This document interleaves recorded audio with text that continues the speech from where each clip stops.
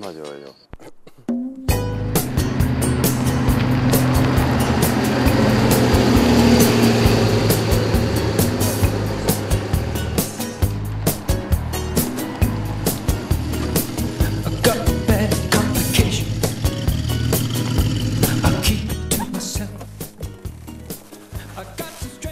Sziasztok! Én Bálint vagyok, és a Klasszik Kaszni legújabb részét látjátok.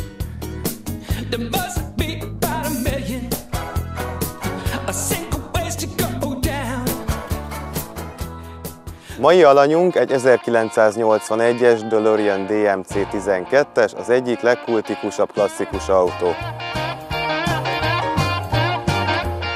A DeLorean Motor Company-t John DeLorean, a General Motors egyik főtervezője alapította, aki amúgy a Pontiac GTO atya is volt.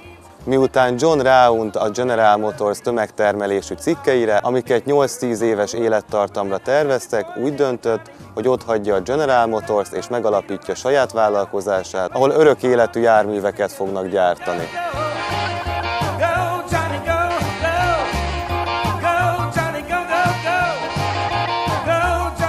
Ezt az amerikainak mondott autót az olasz Giorgetto Giugiaro tervezte.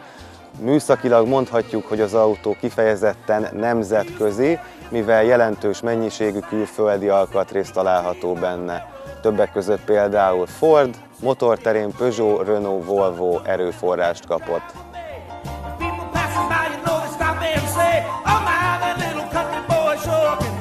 A DeLorean egyedül egy típust, a DMC-12-es gyártott, melynek nevében a 12 az eredetileg tervezett $12.000 fogyasztói ára utalt, ám ez jóval többre, $25.000 sikeredett.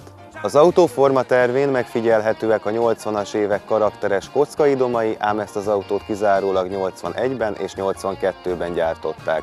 Az autó egyik jellegzetessége, hogy a külső részét szálcsiszolt, rozsdamentes acélból készítették. A DMC-12-esek további különlegességei közé tartoznak például a felfelé nyíló sirályszárnyas ajtók, melyek bár kaptak külön üvegfelületet, mégis csak ezen a kis részen nyithatóak.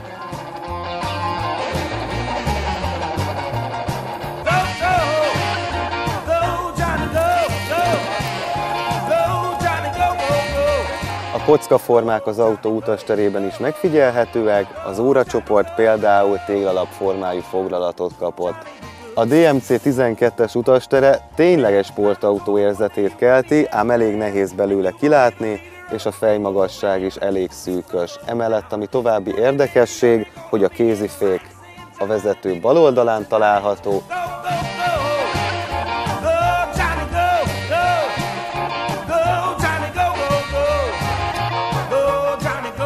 erőforrás tekintetében a DMC-12-esek a PRV V6-os erőforrását kapták meg, ami 130 lóerő leadását tette lehetővé. A hengerek egymással 90 fokot zárnak be.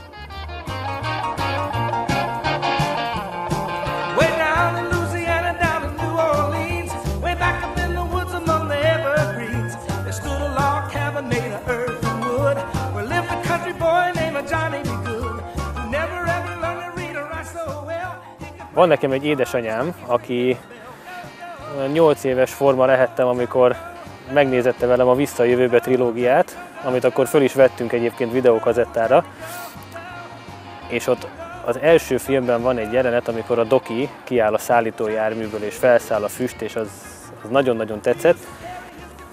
Azt a 3 videókazettát én fekete-fehérre néztem annó, és közöltem az én édesanyámmal, hogy anyuka, nekem ilyen autóm lesz.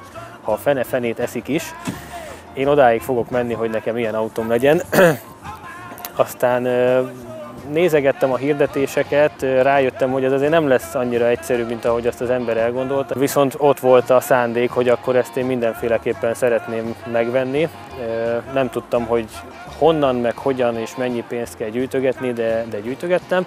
Végül is Kaliforniából sikerült őt megvenni, az Americargo-nak köszönöm innen is a segítséget, ők intézték a szállítást. Ezeknek az autóknak volt egy egészen csúnya korszakuk, mert ugye a gyár bezárása utántól John DeLorean haláláig nem volt biztosított a megfelelő alkatrészellátás. Úgyhogy két lehetősége volt a DeLorean tulajdonosoknak olyan a 80-as évek végétől 2005-ig, hogyha valami meghibásodott, akkor azt vagy letámasztották azt az autót, jobb esetben garázsba, rosszabb esetben a kertbe, vagy elkezdődött a nagy amerikai tákolás. Utóbbi esetben van olyan autó, amit már menthetetlenné kókányoltak. Ennek az autónak az esetében ennek 96-ban lettek üzemanyag problémái, és ezt akkor egy idős tulajdonosa volt, egy idős olasz származású úriember. Ő ezt akkor letámasztotta ezt az autót, és 2018-ban halt meg, és akkor az örökösök adták be egy veteránautókkal foglalkozó kereskedés, aukciós ház-szerű egységbe, ahol próbálták nagyon drágán eladni, hiszen az autó külsőre, belsőre nagyon szép állapotban volt. Viszont hát ugye az állás idő, illetve ugye az üzemanyagrendszeri problémák miatt, hogyha valaki ezt odament és megnézte, akkor nyilván nem tudta kipróbálni. Én viszont innen Európából nem mentem ki és nem néztem meg, viszont mivel a külseje ugye az autónak szép volt, ezáltal úgy gondoltam, hogy akkor ebbe nyugodtan bele lehet ugrani.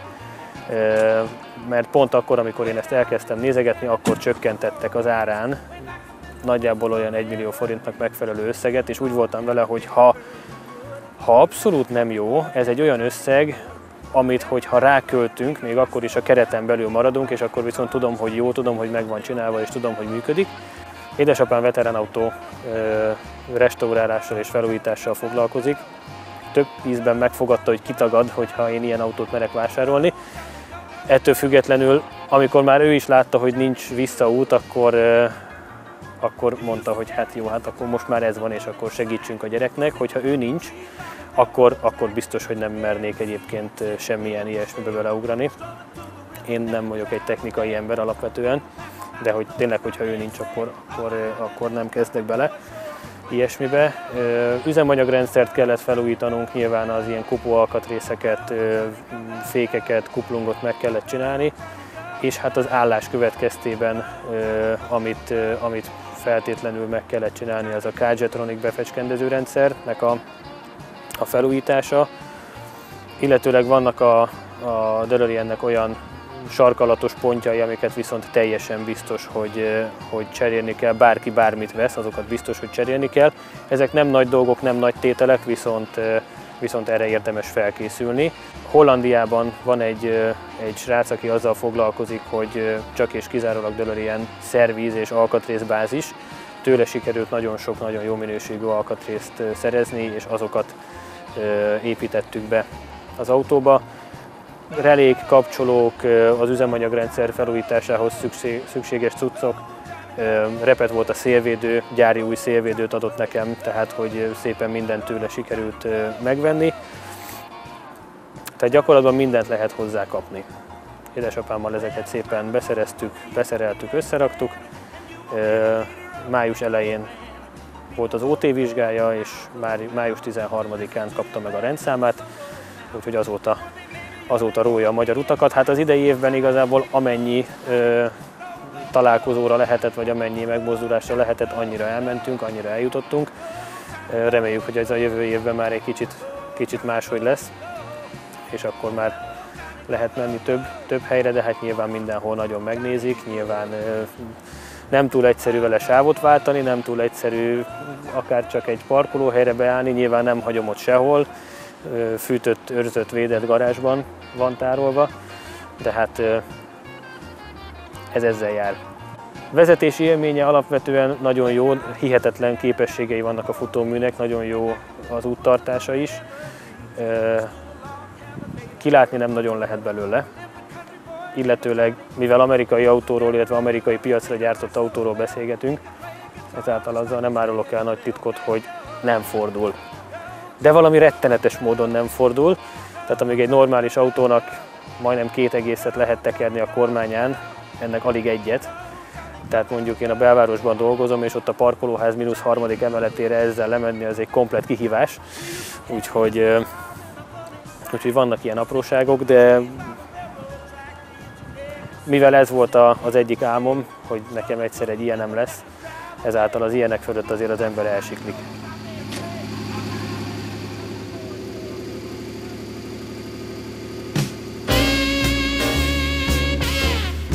Ugye ő lett volna az etikus sportautó, tehát ugye John DeLoreannek abból volt elege, hogy annó, amikor ő még a GM-nél dolgozott, akkor kezdődött el az autógyártás a fogyasztói társadalomnak.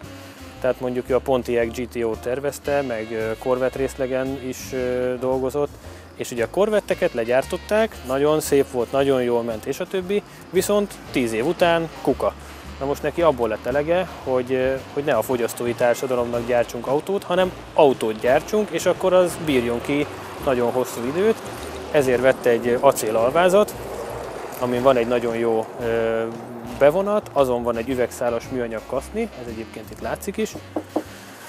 Abba rakott bele egy Peugeot, Renault, Volvo által gyártott 2.8-as V6-os blokkot egy befecskendező rendszerrel, és akkor ugye az autónak a legnagyobb különlegessége az a rozsdamentes acél külső elemek, amikkel viszont egyetlen egy gond volt, hogy ezek rendkívül nehéz dolgok. Tehát amíg a Volvo-kban, mondjuk a 262-es Volvo-ban azért ez egy jó teljesítményű motor, addig ebben az autóban 130 lóerőt tudtak belőle gyárilag kihozni. Na most miért nem vették ezt az autót az emberek? Egyrészt, mert hogyha 3-4 ezer dollárral többet kifizettek, akkor már kaptak egy Corvettet, és oké, hogy 10 év után tönkrement, de akkor 10 évig volt egy Corvettje, ami viszont ment is. Ugye voltak gyártási, összeszerelési problémák, és hát 1981-ben egy sportautótól, ami egy drága sportautó volt, nem 130 lóerőt vártak el. Úgyhogy a belső tér, mint olyan, egyébként nyilván nagy élmény, persze egy ilyen autóban ülni, de nagy különlegesség nincs benne. Tehát alapvetően itt azért az egyszerűség is látszódik. És akkor konkrétan ennek a példánynak például az egyik különlegessége, hogy ez egy próba 82-es példány. Tehát ez egy 81-es modellévű autó. Ebben a gyárban úgy készült, ilyen manufaktúra jelleggel készültek egyébként az autók. Nyilván megvan az, hogy melyik alvásszámtól melyik alvásszámig tartottak a bizonyos dolgok, illetve milyen alvásszám után milyen módosításokat hajtottak végre. Ez a 6451-es alvásszámú autó, ami 81. november 11-én készült. Ezt például onnan lehet tudni, hogy a felső ajtókárpitok alatt vannak az úgynevezett barlangrajzok, ahol is a kulcskódot fölírták alkoholos filccel. Van, ahol mondjuk aki éppen azt az ajtót rárakta, az odaírta a nevét, illetve mondjuk a gyártás napja, az például teljesen biztos, illetve az összeszerelés napja teljesen biztos, hogy minden autóban benne van. Úgyhogy ahhoz, hogy én ezt megtudjam, ahhoz a tetőkárpitot le kellett venni, és ott van feketén-fehéren, hogy ez november 11-i, 1981-ből. Viszont ugye a modellévváltások mindig decembertől vannak, ez viszont egy novemberi autó. A 81-es autókban egyébként a kezdeti modelleken az első csomagtér ajtónál még van egy kis plusz külön ajtó az üzemanyagtöltő nyílásnak, illetőleg vannak benne vízelvezető díszcsíkok. Ez, ahogy látjuk, nincs rajta se üzemanyag betöltő nyílás, se díszcsík.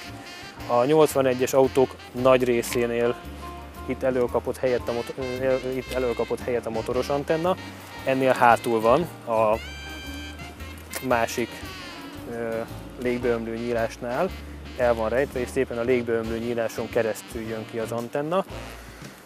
Még a 81-es Craig típusú rádió van benne, viszont már van benne digitális óra, tehát teljesen biztos, hogy ez a példány, és ez egyébként a gyári nyilvántartásokból is kiderült, teljesen biztos, hogy ez a példány ez úgy készült, és ezt ebből a gyártól egyébként, vagy ebből a gyárból abszolút ki tudjuk nézni, és ezt meg is beszéltük a DeLorean-es srácokkal, hogy álltak a gyártósor mellett, hogy te Józsi, mit fogunk mi gyártani 82-től? Rakjunk már össze egyet.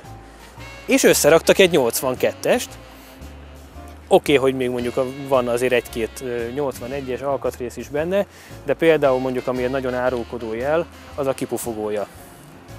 Ugyanis ezen két ilyen kis vékony cső kellene, hogy legyen 81-ben, ő pedig már egy 82-es kipufogó. A 81-es gyári kipufogóval, ami egy kis vékonyabb cső, azzal egy gyönyörű hangja, egy gyönyörű kis csendes hangja van magának az autónak, Hát ennek, majd mindjárt beindítom, de ennek azért egy viszonylag combosabb hangja van a többiekhez képest. Megnézitek ennek a példánynak a különlegességei, például a felniei. A gyártásnak az első pár hónapjában szürkére porfestett felniket használtak, utána jöttek az ezüstös színűek, és volt egy-két DeLorean kereskedő, vagy márkaképviselet, akik egy picikét turbóztak az autókon optikailag, tehát például az oldalsó díszcsík is egyébként egy ilyen úgymond kereskedői extra volt, ebből kétféle volt ez a széles, meg volt egy keskenyebb, ami egy picit följebb futott végig. Lehet egyébként olyan autókat találni az interneten, amik már eleve ezzel kerülnek átadásra. Ez egy teljesen natura autó volt, ezt a kis módosítást már én hajtottam rajta végre, hogy föltettem ezt a díszcsikot, szerintem jobban mutat. Visszatérve a felnikre, ezt a felnit valaki lefestette feketére, és mivel ez egy gyáriasnak kinéző felni, ezáltal azt tudjuk elképzelni, hogy ez a felni le lett festve feketére, majd a felületét visszacsiszolták. És ez valahogy ad egy különleges kinézetet egyébként ennek a felninek, és DeLorean-es körökben is egyébként ilyet még nem látott senki. A gyártás manufaktúra jellegéről, meg az összeszerelés minőségéről egyébként például árulkodnak a hézagok ezen az autón is, mint ahogy egyébként mindegyiken. Tehát mondjuk a lámpák így úgy állnak gyárilag. A műszerfalat úgy rakták össze, hogy amilyen csavar a kezükbe akadt. Ha az facsavar, akkor facsavarral, ha lemezcsavar, akkor lemezcsavarral, így úgy amúgy, amit találtak a gyárban, azt rakták bele. Ez például nálunk most pont egy klímaszerelés alkalmával néztük, hogy ez döbbenet. És mivel ebben az autóban 16 000 mérföld van, 15 000-rel vettem, tehát ilyen 24-25 000 kilométer, ezáltal, és mivel ismerem a teljes előéletét, ezáltal teljesen biztos, hogy az még nem volt megbontva, és a csavarfejeken is láttuk, hogy az még nem volt megbontva. Tehát ez a gyárból így került ki. Tévhitek, azt el kell oszlatni. Nem alumíniumból van, hanem acélból. Ezt nagyon sok érdeklődő megkérdezi, vagy a kedvencem, amikor mondják a kisfiúknak ott mellettük, hogy nézd csak, ez az alumínium. És jönnek és nyúlnak hozzá, na most hát ez rozsdamentes acél, tehát innentől kezdve minden meglátszik rajta. Ez körülbelül olyan, mintha otthon oda mennénk az inox felületű hűtőszekrényhez, és szépen tenyérrel